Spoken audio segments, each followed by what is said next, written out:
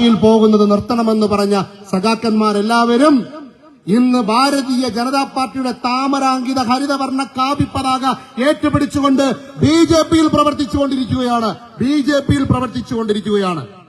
എന്റെ വീട്ടിൽ നിന്നും പറഞ്ഞിട്ടുള്ളത്, നീ വേണമെങ്കിൽ ഒരു സഖാവാകൂ, അല്ലെങ്കിൽ നീ ഒരു കോൺഗ്രസുകാരനാകൂ, എന്നിരുന്നാലും ഒരു കാലത്തിലും നീ ഭാരതീയ ജനതാ പാർട്ടിയിലോ RSSലോ പ്രവർത്തിക്കാൻ പാടില്ല എന്ന്. എന്നെ കുറിച്ചറിയുന്നവർക്കറിയാം. കേരള സംസ്ഥാനത്തിൽ പഠിക്കുന്ന സമയം ചെങ്കോട്ട എന്ന് പറയുന്ന തെരുവുചോരത്തിനകത്ത് ഞാനും ഒരു SFIക്കാരനായിരുന്നു. സ്വാതന്ത്ര്യം, ജനാധിപത്യം, സോഷ്യലിസം എന്ന് പറയുന്ന നിങ്ങളുടെ മുദ്രാവാക്യം നിങ്ങൾ വിളിക്കുന്നതിനേക്കാൾ കൂടുതൽ വിളിച്ചിട്ടുള്ള ഒരു വ്യക്തി തന്നെയാണ് ഇന്ന് ഈ വേദിയിൽ നിന്നുകൊണ്ട് നിങ്ങളോട് രണ്ട് വാക്കുകൾ സംസാരിക്കുവാൻ ആഗ്രഹിക്കുന്നത്. കാരണം ഒരു മനുഷ്യന്റെ ശരീരത്തിൽ ക്യാൻസർ എന്ന് പറയുന്നത് ഏറ്റവും വലിയ ഒരു മഹാവ്യാധിയാണ്. ആ ക്യാൻസർ ആ ശരീരത്തിൽ പിടിപെടുകയാണെങ്കിൽ ആ ശരീരം മുഴുവനും കാർന്ന് തിന്ന് അവശേഷിക്കും. അതുപോലെ നമ്മുടെ രാജ്യത്തിന് പിടിപെട്ടിട്ടുള്ള ക്യാൻസർ എന്ന മഹാവ്യാധിയാണ് ഇവിടെ കമ്മ്യൂണിസം എന്ന് പറയുന്ന സിദ്ധാന്തം. കാരണം 1925 മുതൽ ഇന്ന് 2024 വരെയുള്ള കമ്മ്യൂണിസ്റ്റ് പാർട്ടിയുടെ വിഷയങ്ങൾ ഒന്ന് നിങ്ങൾ ആലോചിച്ച് നോക്കണം. 1950 ബാലറ്റ് പേപ്പറിലൂടെ കേരളം എന്ന് പറയുന്ന സംസ്ഥാനത്തിൽ ആദ്യമായി അധികാരത്തിൽ വന്ന ഒരു പാർട്ടി ഇപ്പോഴും ഭരിച്ചുകൊണ്ടിരിക്കുന്നത് കമ്മ്യൂണിസ്റ്റ് പാർട്ടിയുടെ ഭരണമാണ്. ആ കമ്മ്യൂണിസ്റ്റ് പാർട്ടി അവിടെ ഭരിച്ചുകൊണ്ടിരിക്കുമ്പോൾ നിങ്ങൾ ഒന്നറിയണം, പലവിധമായിട്ടുള്ള അന്വേഷണങ്ങൾ നമ്മൾ നേരിട്ടുണ്ട്. ED, CBI, crime branch. ഇപ്പോ ഒരു വിഷയം ന്യൂസിൽ കാണുമ്പോൾ അറിയും, സീരിയസ് ഫ്രോഡ് ഇൻവെസ്റ്റിഗേഷൻ. ഇങ്ങനെ ഒരു ഡിപ്പാർട്ട്മെന്റ് നിങ്ങൾക്ക് ആരെങ്കിലും കേട്ടിട്ടുണ്ടോ? ഇന്നേ വരെ കേട്ടിട്ടില്ല. പക്ഷേ ഇന്ന് കേരളത്തിന്റെ മാധ്യമങ്ങൾ മുഴുവനും തുറന്നാൽ സീരിയസ് ഫ്രോഡ് ഇൻവെസ്റ്റിഗേഷൻ ഓഫീസ് എന്ന് അന്വേഷണത്തിന് ഉത്തരവിട്ടിരിക്കുന്ന ആരാണ്? ചെങ്കൊടി പിടിച്ച് കോരന്റെ പാവപ്പെട്ടവന്റെയും പട്ടിണിപ്പാവങ്ങളുടെയും കർഷകന്റെയും ചുമട്ടുതൊഴിലാളിയും എല്ലാം പാർട്ടി എന്ന് സ്വയം വിശേഷിക്കുന്ന കമ്മ്യൂണിസ്റ്റ് പാർട്ടി സഖാവ് പിണറായി വിജയന്റെ മകൾ വീണ വിജയനെതിരെ അന്വേഷണം കൊടുത്തിരിക്കുന്നു. ആ അന്വേഷണത്തിന്റെ പേര് സീരിയസ് ഫ്രോഡ് ഇൻവെസ്റ്റിഗേഷൻ. എല്ലാവർക്കും അറിയാം ഈ ഫ്രോഡ് എന്ന വാക്ക് ആർക്കാണ് ഉപയോഗിക്കുന്നത് എന്ന്. ഈ ഫ്രോഡ് ഇൻവെസ്റ്റിഗേഷൻ കൊടുത്തിരിക്കുന്നത് കേരളം ഭരിക്കുന്ന കമ്മ്യൂണിസ്റ്റ് പാർട്ടിയുടെ സഖാവിന്റെ മോക്ക് നേരെയാണ്. ഇവിടത്തെ കമ്മ്യൂണിസ്റ്റുകാരൻ അറിയില്ല മൂലധനം എന്താണ് എന്നറിയില്ല, കാറൽ മാർക്സ് എന്താണ് എന്നറിയില്ല, അല്ലെ ഏംഗൽസ് എന്താണെന്നറിയില്ല, ലെനിനിസം എന്താണെന്നറിയില്ല, സ്റ്റാലിനിസം എന്താണെന്നറിയില്ല. അവർക്കെല്ലാം പറഞ്ഞു തന്നിട്ടുള്ളത് കമ്മ്യൂണിസ്റ്റ് പാർട്ടി ക്ലാസിൽ പറഞ്ഞു തരുന്നത് മാത്രമാണ് വേദവാക്യം. ഇപ്പോൾ വീണ വിജയനെ സപ്പോർട്ട് ചെയ്തുകൊണ്ട് സോഷ്യൽ മീഡിയയിൽ DYFIയും SFIക്കാരനും കമ്മ്യൂണിസ്റ്റ് പാർട്ടിയും എല്ലാം ഇറങ്ങിയിരിക്കുന്നു. ഒരേ ഒരു കാര്യം മാത്രം പറയാം, ഇന്ന് ഈ രാജ്യം ഭരിക്കുന്നത് നരേന്ദ്രമോദി എന്ന് പറയുന്ന ആ കരുത്തനായ ഒരു ഭരണാധികാരിയാണ് എങ്കിൽ ഉപ്പ് തിന്നവൻ വെള്ളം കുടിച്ചേ തീരും. പിണറായി വിജയനും വീണ വിജയനുമെല്ലാം കൽത്തുറങ്കിൽ പോകുന്ന കാലം വിദൂരമല്ല. ഇത് എഴുതി വെച്ചുകൊള്ളുക. ഒരു കാലഘട്ടം Thiruvattar communist party, Vilavancode communist party, എമ്മിനേറെ പറയുന്നു ഇവിടുത്തെ MP, MLA, panchayat president, ward member, UC, district council member എല്ലാവരും ഒരു കാലത്തിൽ കമ്മ്യൂണിസ്റ്റ് പാർട്ടിയായിരുന്നു. കമ്മ്യൂണിസ്റ്റ് പാർട്ടിയുടെ ജനപ്രതിനിധികളായ നേതാക്കന്മാരായിരുന്നു. എന്താ ഇന്ന് അവരെ കൊണ്ട് ജയിക്കുവാൻ കഴിയാത്തത്?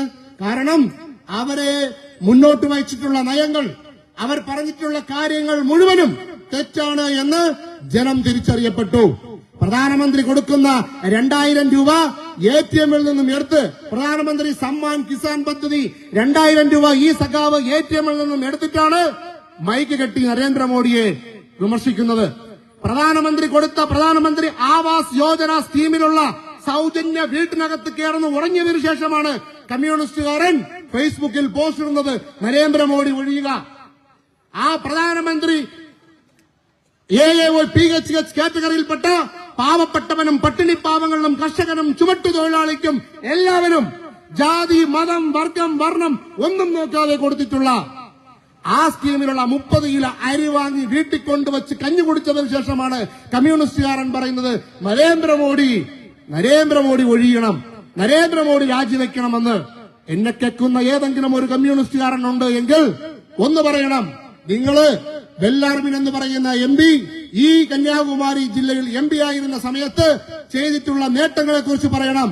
നിങ്ങള് ആരുടെയോ കുഞ്ഞിന് അച്ഛനെന്ന പോലെ കുഴുത്തറയിലെ പൊൻ രാധാകൃഷ്ണൻ കൊണ്ടുവന്ന പാലം AV ബെല്ലാർമിൻ കൊണ്ടുവന്നത് എന്ന് പറഞ്ഞ് സ്റ്റിക്കർ ഒട്ടിച്ചതിന് വലിച്ചു കയറി അറബിക്കടലിലേക്ക് എറിഞ്ഞത് ഭാരതീയ ജനതാ പാർട്ടിയാണ്. അതിനുശേഷം ബെല്ലാർമിന് എത്ര വോട്ട് കിട്ടി എന്നുള്ളത് നമുക്ക് എല്ലാവർക്കും അറിയാം. ഇവർ പറയുന്നത് ഇവിടത്തെ കൂലിത്തൊഴിലാളികളെല്ലാം കമ്മ്യൂണിസ്റ്റാണ്, ഇവിടത്തെ പാവപ്പെട്ടവരെല്ലാവരും കമ്മ്യൂണിസ്റ്റാണ്. പക്ഷേ വോട്ടെണ്ണുമ്പം കമ്മ്യൂണിസ്റ്റ് പാർട്ടിയുടെ അവസ്ഥ നോട്ടയും കമ്മ്യൂണിസ്റ്റ് പാർട്ടിയും തമ്മിൽ ഇപ്പോൾ വളരെ മത്സരമാണ്. ഇത് മാറണം, ഇനിയും മാറണം. ഈ കഴിഞ്ഞ ദീർഘ തെരഞ്ഞെടുപ്പില് DMK-ക്ക് വേണ്ടി വോട്ട് പിടിക്കുവാൻ ഇവിടത്തെ കമ്മ്യൂണിസ്റ്റ് കാരണം, കോൺഗ്രസ് കാരണം എല്ലാവരും കൂടെ ചേർന്ന് നമ്മുടെ വീട്ടിൽ വന്നു. എന്നെ കേൾക്കുന്ന അമ്മമാർ അവരോട് ചോദിക്കണം, നിങ്ങൾ മാനിയം തരാമെന്ന് പറഞ്ഞില്ലേ?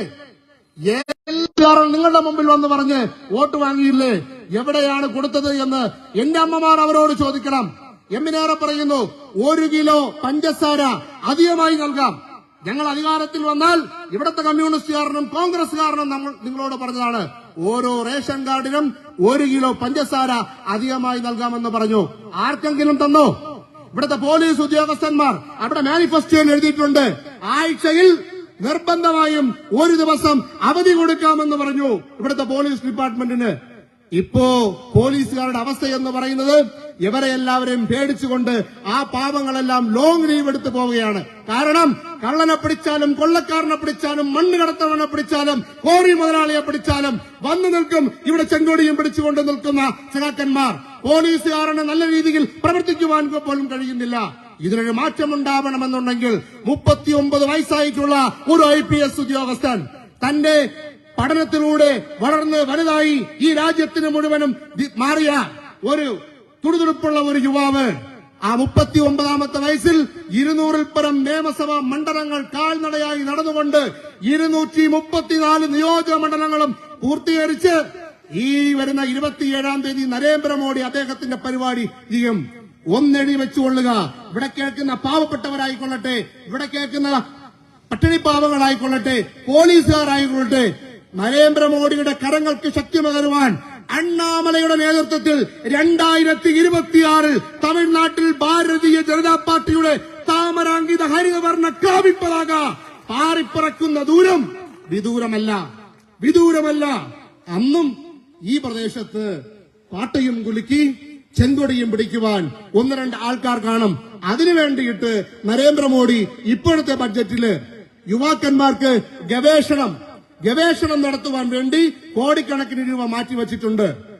അതെന്തിനാണെന്ന് വെച്ച് കഴിഞ്ഞാൽ പണ്ടിങ്ങനെ ഒരു രാഷ്ട്രീയ പാർട്ടി ഉണ്ടായിരുന്നു. ആ രാഷ്ട്രീയ പാർട്ടിയെ കുറിച്ച് ഗവേഷണം നടത്തുവാൻ വേണ്ടി പോലും നരേന്ദ്രമോദിക്ക് അറിയാം ഇത് വംശനാശം സംഭവിച്ചുകൊണ്ടിരിക്കുന്ന ഒരു രാഷ്ട്രീയ പാർട്ടിയാണ്. സിംഹവാലം കുരങ്ങിനു ശേഷം ഈ രാജ്യത്ത് നിന്നും അഴിയാൻ പോകുന്ന ഈ രാഷ്ട്രീയ പാർട്ടിയെ പറ്റിയും ഗവേഷണം നടത്തുന്നതിലേക്ക് വേണ്ടി ഫണ്ട് ഒതുക്കിയിട്ട് ചെയ്തു വെച്ചിരിക്കുന്ന പ്രധാനമന്ത്രി ആരാണ് എന്ന് ചോദിച്ചാൽ അത് നരേന്ദ്രമോദി മാത്രമാണ്. നിങ്ങൾക്കറിയാമോ പ്രിയ സുഹൃത്തുക്കളെ, ഇപ്പോഴത്തെ ബഡ്ജറ്റിലെ ഏറ്റവും വലിയ സ്കീം PM മുഫ്തി ബിജിലി യോജന എന്ന് പറയും. ആ PM മുഫ്തി ബിജിലി യോജന എന്ന് പറയുന്നത് ഉദ്ദേശം 1 കോടി വീടുകളില് സൗരോർജ്ജം, അതായത് നമ്മുടെ സൂര്യ ഊർജ്ജത്തിൽ നിന്നും കറണ്ട് എടുക്കുന്നതിലേക്ക് വേണ്ടി ഇപ്പോഴത്തെ ബഡ്ജറ്റില് 72,000 കോടി രൂപയാണ് നീക്കിവച്ചിരിക്കുന്നത്. അങ്ങനെ PM മുഫ്തി ബിജിലി യോജന സ്കീമിൽ വരുന്നവർക്ക് 300 യൂണിറ്റ് സൗജന്യമായി കറണ്ട് നൽകപ്പെടുമെന്ന് നരേന്ദ്രമോദി പറഞ്ഞു. അതിന് 1 കിലോവാട്ടിന് 18,000 മുതൽ 30,000 രൂപ വരെയും 2 കിലോവാട്ടിന് 36,000 രൂപ വരെ മുതൽ 60,000 രൂപ വരെയും കൊടുക്കപ്പെടുമെന്ന് ഇപ്പോഴത്തെ ബഡ്ജറ്റിൽ പറയുകയുണ്ടായി. അയോധ്യയിലെ ശ്രീരാമന് രാമക്ഷേത്ര നിർമ്മാണം പൂർത്തീകരിച്ച് പ്രാണപ്രതിഷ്ഠയ്ക്കു ശേഷം അദ്ദേഹം തുടങ്ങിവെച്ച ഈ ഏറ്റവും വലിയൊരു സ്കീമാണ്. പാവപ്പെട്ടവന് വീട് കൊടുത്തു, സൗജന്യമായി ഗ്യാസ് കണക്ഷൻ കൊടുത്തു, സൗജന്യമായിട്ട് കുടിവെള്ളം കൊടുത്തു, സൗജന്യമായി റേഷൻ അരി കൊടുത്തു, സൗജന്യമായി എല്ലാവർക്കും അർഹതപ്പെട്ട കരങ്ങളിലെ സബ്സിഡി മൂലം ബാങ്കിലെ സബ്സിഡി മൂലം പണം 2,000 രൂപ വെച്ച് 6,000 രൂപ നൽകിക്കൊണ്ടിരിക്കുന്നു. ഇവിടെ 1,000 രൂപയ്ക്ക് വേണ്ടി റേഷൻ കടയില് 1 കിലോ പഞ്ചസാരയ്ക്കും 1 കരിമ്പിനും വേണ്ടിയിട്ട് വെയിലത്ത് ക്യൂ നിൽക്കുന്ന പാവപ്പെട്ട അമ്മമാരെ കാണുമ്പോൾ സങ്കടമാണ് തോന്നുന്നത്. ഒരു നൊടിയിൽ ഇന്ത്യ ഒട്ടാകെ എല്ലാ കൃഷിക്കാർക്കും 2000 രൂപ വെച്ച് നരേന്ദ്രമോദി കൊടുക്കുമ്പോൾ ഇവിടെ തമിഴ്നാട്ടില് ആ 1000 രൂപ കൊടുക്കാൻ വേണ്ടി കനഞ്ഞറിന്റെയും സ്റ്റാലിന്റെയും ഫോട്ടോയും ഒട്ടിച്ച് എന്തോ പിച്ചയെടുക്കാൻ വേണ്ടി കാത്തു നിൽക്കുന്ന അവസ്ഥയിലാണ് നമ്മുടെ ഗവൺമെന്റ് കൊണ്ടുപോയിരിക്കുന്നത്. ഇത് മാറണമേ, ഇത് മാറി തന്നെ ആവണം. ആരുടെ മുമ്പിലും തലകുനിച്ചു നിൽക്കാതെ, ആരുടെ മുമ്പിലും തല ഉയർത്തിപ്പിടിച്ചു നിൽക്കണമെന്നുണ്ടെങ്കിൽ ഭാരതീയ ജനതാ പാർട്ടിയെ കൊണ്ട് മാത്രമേ കഴിയുകയുള്ളൂ. 10 വർഷക്കാലം ഹേ കമ്മ്യൂണിസ്റ്റുകാരാ അല്ലെങ്കിൽ കോൺഗ്രസുകാരാ, കണ്ണടച്ച് ആലോചിക്കൂ. നിങ്ങൾക്കും നൽകി സ്കീമുകൾ, നിങ്ങൾക്കും നൽകി നല്ല നല്ല കാര്യങ്ങൾ. ആയതിനാൽ ഈ വരുന്ന തെരഞ്ഞെടുപ്പിലും 3.0 മോഡി യഗേൻ വീണ്ടും വരണമെന്നുണ്ടെങ്കിൽ താമരാങ്കിത ഹരിതവർണ്ണ കാവിപ്പതാക പാറിപ്പറക്കണമെങ്കിൽ ഈ കന്യാകുമാരി ജില്ലയിൽ നിന്നും താമര ചിഹ്നത്തിൽ മത്സരിക്കുന്ന സ്ഥാനാർത്ഥി ജയിക്കണം. ഒന്ന് കണ്ണോട്ടിച്ചു നോക്കണം. കണ്ണടച്ചിട്ട് ഒരു സൈഡില് പൊൻ രാധാകൃഷ്ണൻ, ഈ ഒരു സൈഡില് ഡെന്നീസ് MP മുതൽ ഇങ്ങോട്ടുള്ള എല്ലാ എംപിമാരെയും വെച്ച് നോക്ക്, എല്ലാ എംപിമാരെയും വെച്ച് നോക്ക്. കണ്ണടച്ചു നോക്കണം. മാർത്താണ്ഡത്ത് എത്തുന്ന സമയത്ത് മാർത്താണ്ഡം മേമ്പാലം, പാർവതിപുരം എത്തുന്ന സമയത്ത് പാർവതിപുരം മേമ്പാലം, ഇണയത്ത് ഒരു തുറമുഖം കൊണ്ടുവരാൻ വേണ്ടി നിന്നപ്പോൾ ഇവിടത്തെ മതന്യൂനപക്ഷങ്ങളെ ഇളക്കിവിട്ട് അത് തടക്കിലാക്കിയതും ഈ കമ്മ്യൂണിസ്റ്റുകാരനാണ്. ഇവിടെ ഏറ്റവും കൂടുതൽ വിദ്യാഭ്യാസമുള്ള കന്യാകുമാരി ജില്ലയിൽ എന്നെ പോലെയുള്ള ആൾക്കാർ 2000 രൂപയ്ക്കും 5000 രൂപയ്ക്കും 6000 രൂപയ്ക്കും ജോലി വാങ്ങുവാൻ വേണ്ടി കേരളത്തിന്റെ ടെക്നോ പാർക്കിൽ ചെന്ന് അവിടെ ജോലി ചെയ്ത് രാത്രി 10 മണിക്ക് ശേഷം വീട്ടിൽ വന്ന് വീണ്ടും രാവിലെ 7 മണിക്ക് തിരിഞ്ഞു പോകുന്നത് ഈ കമ്മ്യൂണിസ്റ്റ് പാർട്ടി ആ ഇണയം തുറമുഖം അല്ലെങ്കിൽ ആ വർത്തക തുറമുഖം കൊണ്ടുവന്നത് തടഞ്ഞതുകൊണ്ട് മാത്രമാണ്. ആ തുറമുഖം കൊണ്ടുവന്നിരുന്നു എങ്കിൽ ഇവിടത്തെ പാവപ്പെട്ടവനും ഇവിടത്തെ പട്ടിണിക്കാരനും ഇവിടത്തെ MBA കാരണം ഇവിടത്തെ എഞ്ചിനീയർ ഹോൾഡർമാരും അവിടെ ജോലി കിട്ടുമായിരുന്നു. ആ ദീർഘവീക്ഷണത്തോടുകൂടി പൊൻ രാധാകൃഷ്ണൻ കൊണ്ടുവന്നിട്ടുള്ള തുറമുഖത്തിനെ പോലും ഇവർ തടസ്സപ്പെടുത്തി. നിങ്ങൾ നോക്കണം, 40,000 കോടിക്ക് മേൽ ഏതെങ്കിലും ഒരു എം പി കൊണ്ടുവന്നിട്ടുണ്ടോ? പൊൻ രാധാകൃഷ്ണൻ കൊണ്ടുവന്നു. ആ പൊൻ രാധാകൃഷ്ണൻ ഒരു സൈഡ്, മറ്റുള്ള MPമാരെല്ലാവരും ഒരു സൈഡ് നിന്നാലും പൊൻ രാധാകൃഷ്ണന്റെ തട്ട് ഉയർന്നു തന്നെ നിൽക്കുമെന്നുള്ളതിൽ ഒരു സംശയവുമില്ല. താമരാങ്കിത ഹരിതവർണ്ണ കാവിപ്പതാക പാറിപ്പറക്കണം. അത് ഗ്രാമങ്ങളിൽ പാറിപ്പറക്കണം, നഗരങ്ങളിൽ പാറിപ്പറക്കണം.